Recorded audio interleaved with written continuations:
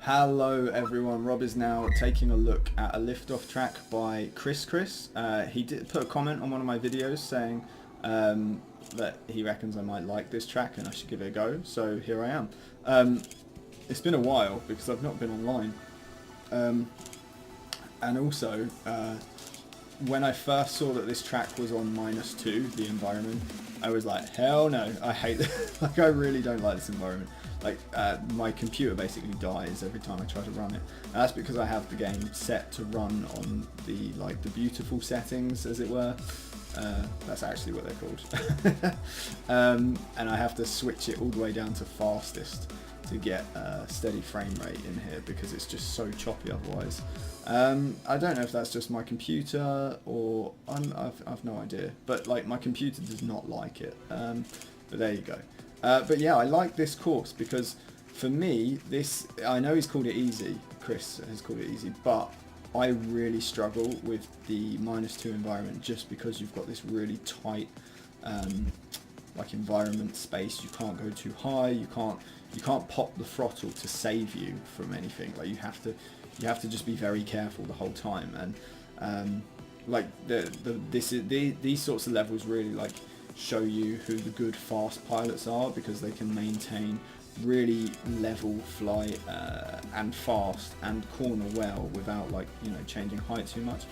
Whereas myself, I rely on the throttle to manage my turns, and that in turn makes my height adjustments vary quite a bit when I'm not being very careful. So there you go. I got through that quite nicely. I'm also going to show off the new feature, the rewind feature on here, because I had to use it a few times when I was practicing this track. But basically, so if you it's going to be easier on smaller tracks, but if you crash out like that, you can hold down the T button now, and that rewinds time to a point you're happy with. You can go as far back as you need to.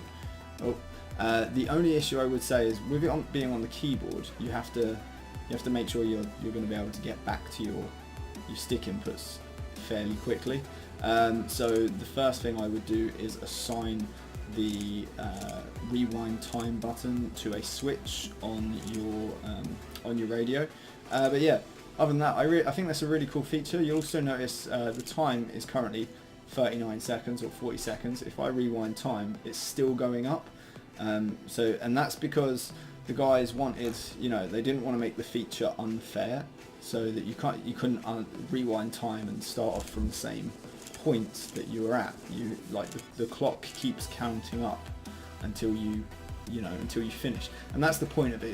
It's there to allow you to finish tracks. I'm gonna just abandon this one because I really do struggle with that at the minute. But yeah, the first thing I would do if you are new to seeing this feature is go straight into your controls, click buttons, and assign that rewind button to a switch that you can get to easily. So that's just going to be a case of finding it in here.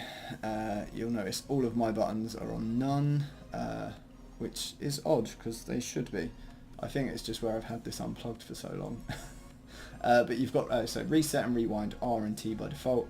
Reset here, there you go. I've got an axis 5, and I can confirm that. And then rewind, I've only got axis 5 assigned, so I'm going to just put that on there and move it. So rewind will be my go-to option instead of reset.